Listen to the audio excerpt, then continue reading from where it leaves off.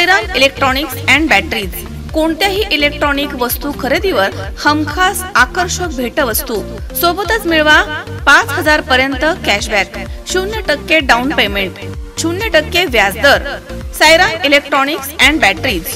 संपर्क 93 25 42 22 32 आणि 77 09 80 59 05। गुरुवारी 16 जानेवारी रोजी संध्याकाळी 6:15च्या सुमारास घराच्या जवळच लघुशंकेसाठी गेलेल्या 9 वर्षीय मुलीचा बिबट्याच्या हल्ल्यामध्ये मृत्यू झाला। जिल्हा परिषदेचे माजी उपाध्यक्ष सुजितराव झावरे पाटील यांनी खडकवाडी इथे जाऊन रोहकले परिवाराचे घडलेल्या दुःखद घटनेबद्दल सांत्वन केलंय। ईश्वरी पांडुरंग रोहकले असं मृत महिलेचं नाव आहे। ईश्वरीचे वडील पांडुरंग रोहकले गुरुवारी संध्याकाळी 7च्या सुमारास घराच्या समोरील पडवीमध्ये जेवण करत होते। यावेळी मुलगी ईश्वरी हिनं घराच्या बाहेर लघुशंकेसाठी जात असल्याचं म्हटलं। त्यावेळी घराच्या शेजारील मका पिकामध्ये दबा धरून बसलेल्या बिबट्यानं मुलीवरती हल्ला केला आणि तिला थेट मक्याच्या शेतामध्ये ओढत नेलं। तिनं आरडाओरडा केला। पडवीमध्ये बसलेल्या वडिलांनी तिचा आवाज ऐकला। त्यांनी मक्याच्या शेतामध्ये बॅटरी लावून पाहिलं तेव्हा नरभक्षक बिबट्या तिच्या जवळ आढळून आलाय। वडिलांनी बिबट्याचा प्रतिकार करत तिची सुटका देखील केली। त्यानंतर बिबट्या पळून गेला। मात्र हल्ल्यामध्ये मुलगी गंभीर जखमी झाली। त्यामुळे तिला टाकळी डोकेश्वर येथील ग्रामीण रुग्णालयामध्ये उपचारांसाठी दाखल करण्यात आलं। तिथे गेल्यानंतर डॉक्टरांनी तिला मृत घोषित केलं होतं। रोहकले कुटुंबियांचे सांत्वनपर भेटीच्या दरम्यान सुजितराव झावरे पाटील यांच्या समवेत उपसरपंच शरद गागरे, शरद काका पाटील, शिवाजी शिंगोटे, सुभाष शिंदे, दिलीप पाटोळे, बाळासाहेब झावरे, किसन आहेर आणि मान्यवर उपस्थित होते। दरम्यान यावेळी सुजितराव झावरे पाटील यांनी म्हटलंय की शासनाकडनं 10 लाख रुपये रोहकले कुटुंबियांना त्वरित देणार आहोत, परंतु अनेक दिवसांपासून बिबट्याचा वावर असताना तक्रार करून देखील वन खातं मात्र निद्रिस्त अवस्थेमध्ये आहे, याचं मोठं दुःख वाटतं। पारनेर तालुक्यातील खडकवाडी या गावामध्ये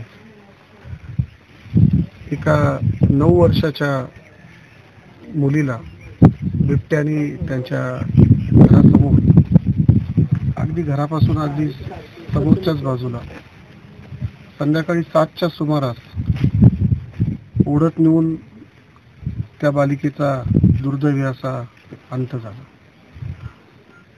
तिच्या वडिलांनी बिबट्याच्या तावडीतून सोडण्यासाठी अतिशय शर्थीचे प्रयत्न करत तिला बिबट्याच्याही ताब्यातून घेतलं, परंतु गावापर्यंत जाईपर्यंत तिचा त्या ठिकाणी मृत्यू झालेला होता। खूप दुर्दैवी आणि आपल्या सगळ्यांच्या मनाला चटका देणारी घटना आहे। वास्तविकपणे वन अधिकाऱ्यांना गेल्या 2-3 महिन्यांपासून इथल्या स्थानिक रहिवाशांनी शेळ्या, कोंबडी ह्या नेल्याच्या अनेक तक्रारी केल्या। त्यावर जशी उपाययोजना वेळीच व्हायला पाहिजे होती ती काही झालेली दिसली नाही आणि आता त्याची मजल नरभक्षकापर्यंत गेली। वास्तविकपणे त्याच वेळेस तक्रारीची दखल घेत जर पिंजरे लावले असते किंवा गस्त घातली असती तर कदाचित त्याचे एवढं धाडस झालं नसतं। आज जर घराच्या समोरून तो एखाद्या माणसाला घेऊन जातोय, उद्या ह्या सगळ्या परिसरामधल्या लोकांची मनामध्ये एक दहशत बसलेली आहे की आमच्या मुलांना शाळेत कसं पाठवायचं, शेतामध्ये पाणी भरायला जायचं कसं। कारण मी आता जसं जसं गावातल्या प्रमुख लोकांकडून ऐकतोय तसं तसं या ठिकाणी अनेक 4 ते 5 बिबटे असण्याची शक्यता आहे।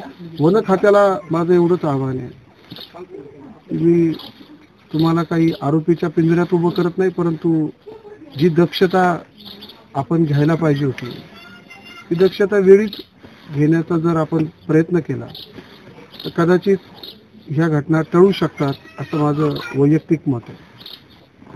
मी मगाशीच या ठिकाणच्या वन अधिकाऱ्यांशी चर्चा केली। सरकारच्या वतीनं मुलींच्या कुटुंबियाला 10 लाख रुपये देण्याचं देखील त्या ठिकाणी त्यांनी सांगितलं, परंतु उद्या 10 लाख का 1 कोटी जरी दिले तर मुलगी परत येणार नाही।